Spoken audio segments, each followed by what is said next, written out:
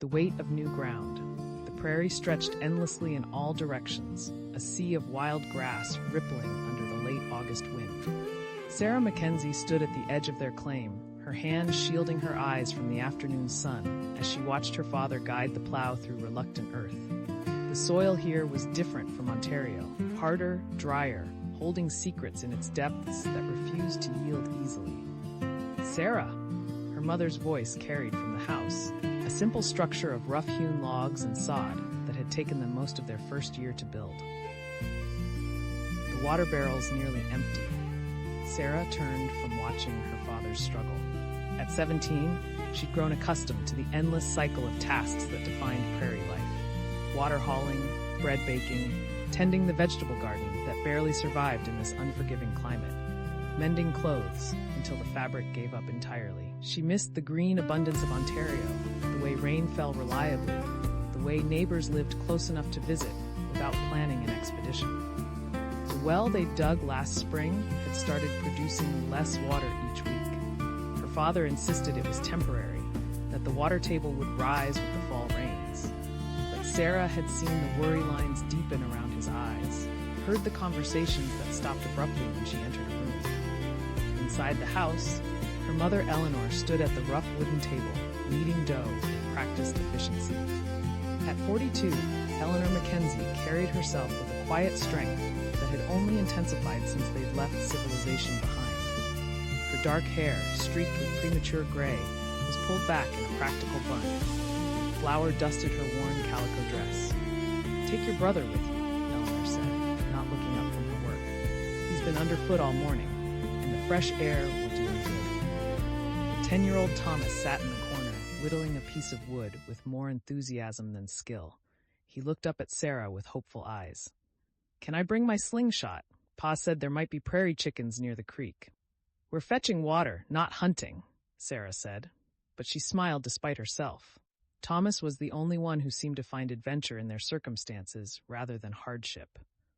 "But bring it anyway. You never know." They hitched their mare, Daisy, to the small cart and set off toward Willow Creek, a thin ribbon of water that ran 2 miles south of their claim. The journey took them past the abandoned homestead that had haunted Sarah's thoughts since they'd arrived. The previous family, the Hendersons, according to the land agent, had simply vanished one winter, leaving behind a half-collapsed soddy and a barn with strange markings carved into its remaining beams. "Why do you always look at that place?" Thomas asked as they passed. "It gives me the shivers." "Because someone's story ended there," Sarah said quietly, "and nobody seems to know why." The land agent had been evasive when her father pressed for details. "Bad luck," he'd said. "The frontier isn't for everyone." But Sarah had found things in their own fields. A child's broken doll, a rusted tin cup, a leather-bound journal so water-damaged the words had blurred into illegibility. Ghosts of a family that had tried and failed. "Pa says we won't fail," Thomas said, as if reading her thoughts. "He says the Mackenzies are made of sterner stuff." Sarah didn't answer. Her father, James Mackenzie, had been so certain when they'd left Ontario. The Dominion Lands Act promised 160 acres for a $10 registration fee. Land of their own, a fresh start, prosperity for those willing to work for it. He'd sold their small farm back east, packed up everything they owned, and brought them west on the railroad with dreams burning bright in his eyes. 3 years later, those dreams had dimmed considerably. At the creek, Sarah filled the barrels while Thomas skipped stones across the sluggish water. The creek was lower than she'd ever seen it, exposing rocks and mud that should have been submerged. If this drought continued, even this lifeline might disappear. "Someone's coming," Thomas said suddenly, pointing north. A rider approached on a dark horse, moving at an easy canter across the open prairie. As he drew closer, Sarah recognized Daniel Thornton, the son of their nearest neighbors 5 miles east. The Thorntons had arrived the same year as the Mackenzies, and while the families weren't close, they'd helped each other through various crises. A barn raising, a difficult calving, the time Eleanor had taken sick with fever. Daniel was 20, tall and lean with sun-darkened skin and light brown hair that needed cutting. He reined in his horse and tipped his hat to Sarah, his gray eyes serious. "Miss Mackenzie, Thomas." He nodded to each of them. "I was heading your way," Got news from town. Sarah's stomach tightened. News from Medicine Hat was rarely good. What kind of news? The bank's calling in loans early. Some trouble with Eastern investors pulling out. My father heard it from the storekeeper yesterday. Daniel's jaw was tight. A lot of homesteaders took loans for seed and equipment. If they can't pay, he didn't need to finish. Sarah knew exactly what her family owed. $200 for the seed wheat that had mostly failed last year. Another $50 for the plow that kept breaking. $30 more for supplies they couldn't do without. Her father had been confident they'd pay it back after this year's harvest. But the wheat was thin and sparse, struggling in the drought-stricken soil. "How long do we have?" Sarah asked. 30 days, maybe less. Daniel shifted in his saddle, uncomfortable. "I'm sorry to be the bearer of bad tidings, but I thought you should know before the bank agent comes calling." "Thank you," Sarah managed. "That's kind of you to ride all this way." Something flickered in Daniel's eyes. Concern, or perhaps something more. "Your family's good people, Sarah. If there's anything we can do, we'll manage," she said automatically, though she had no idea how. "We always do." After Daniel rode off, Thomas looked up at her with worry creasing his young face. "Are we going to lose the farm?" "No," Sarah said firmly, praying she wasn't lying. "Pa will figure something out. He always does." But as they loaded the water barrels and started the slow journey home, Sarah's mind raced through impossible calculations. $280. It might as well have been 2,000. They had no savings. Every penny went to survival. The harvest wouldn't come in for another month, and even then, with the drought. When they returned home, her father was unhitching the plow horses, his shirt soaked with sweat despite the late afternoon hour.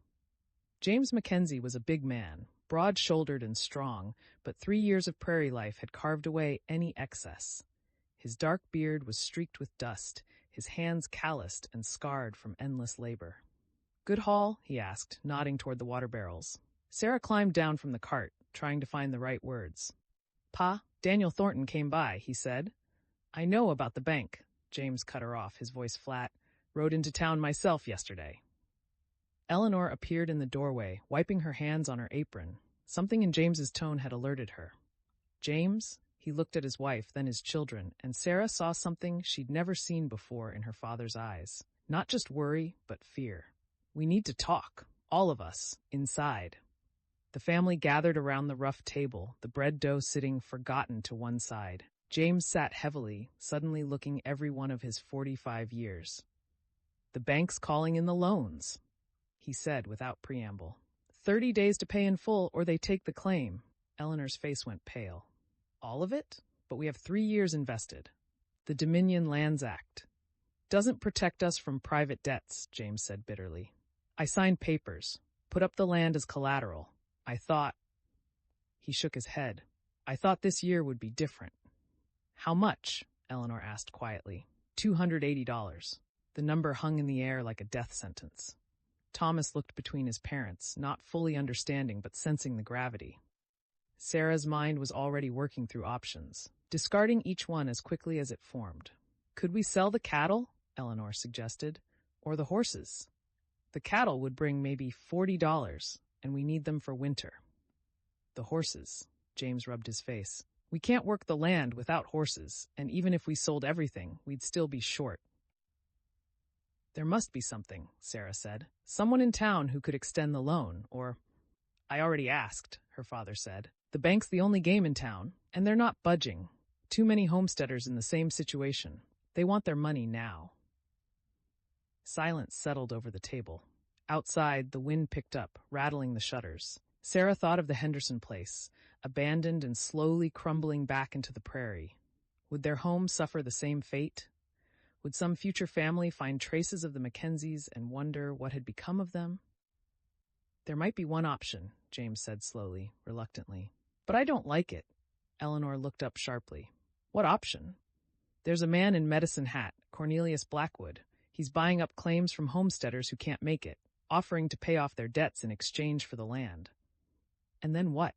Eleanor demanded. "Where would we go? Back to Ontario with nothing?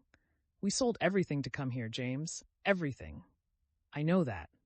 James's voice rose. Then he caught himself, lowering it with visible effort. You think I don't know that? But what choice do we have? At least we'd walk away without debt. We could start over somewhere else. No. Eleanor's voice was steel. We don't run. Not from this. We came here to build something, and that's what we'll do. With what? James asked, spreading his hands. With prayers and wishes? The land won't give up what it doesn't have, Eleanor. I've worked myself to the bone, and it's not enough. It's never enough. Sarah watched her parents face each other across the table, saw the weight of 3 years of struggle pressing down on them both. Her mother, who never complained about the endless work, the isolation, the fear. Her father, who'd promised them prosperity and instead delivered hardship. What about the wheat? Sarah asked. If we harvest early, maybe we could. It's not ready, James said. Another 3 weeks at least. And even then, with the drought, we'll be lucky to get half what we need. Then we need to find another way, Eleanor said firmly. We have 30 days. That's time enough to think of something. But Sarah could see her father didn't believe it. Could see him already surrendering, already planning their retreat. And something in her rebelled against that acceptance, that quiet admission of defeat. That night, after Thomas had been put to bed and her parents had retreated to their own room for whispered conversations, Sarah sat by the dying fire and stared into the embers. The house creaked around her, settling into the cooling earth. Outside, the prairie stretched vast and indifferent, under a canopy of stars so bright they seemed close enough to touch. She thought of Daniel Thornton riding all that way to warn them. Thought of the mysterious Cornelius Blackwood. Buying up failed dreams. Thought of the Henderson family and their unexplained disappearance. 30 days. Sarah had never been to Medicine Hat alone. Young women didn't travel unescorted, didn't involve themselves in business matters, but these weren't normal times. If her father had given up, if her mother's determination had no practical plan behind it, then perhaps it fell to her to find a solution. She rose and moved to the small wooden chest that held her few possessions. At the bottom, wrapped in cloth, was her grandmother's silver locket, the only thing of value she owned. It had been in the family for 3 generations, passed from mother to eldest daughter. It might be worth $10, maybe $15. It wasn't enough, but it was a start. As Sarah tucked the locket back into its hiding place, she noticed something odd. The floorboard beneath the chest sat slightly higher than its neighbors. She'd never paid attention before, but now, in the firelight, the difference was obvious. Curious, she moved the chest aside and pried at the board. It came up easily, revealing a small, hollow space beneath. Inside was a leather pouch, old and cracked with age. Sarah's heart hammered as she opened it. Inside were letters, 3 of them, yellowed with time, addressed to someone named Margaret Henderson, the previous family. She unfolded the first with trembling hands. The handwriting was hurried, almost frantic. Margaret, he knows. We have to leave tonight. Take only what you can carry. Don't trust anyone in town, especially not Blackwood. He'll say anything to get the land. The mine is real. I found the entrance yesterday, exactly where the old Métis trader said it would be. But Blackwood found out somehow.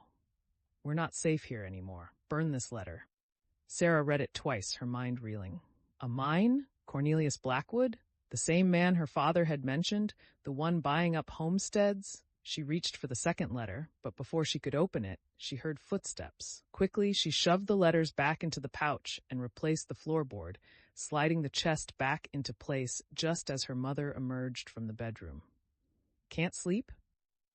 Eleanor asked softly. Sarah stood, her mind racing with questions she couldn't yet ask.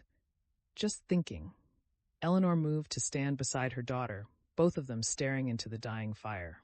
We'll find a way, she said. We didn't come all this way to fail. Sarah nodded, but her thoughts were elsewhere, on letters hidden beneath floorboards, on a family that had fled in the night, on a man named Blackwood, who seemed to be at the center of something dark and hidden, and on a mine that might or might not exist, somewhere on this endless prairie, 30 days to save their home. Sarah had a feeling that was only the beginning of their problems.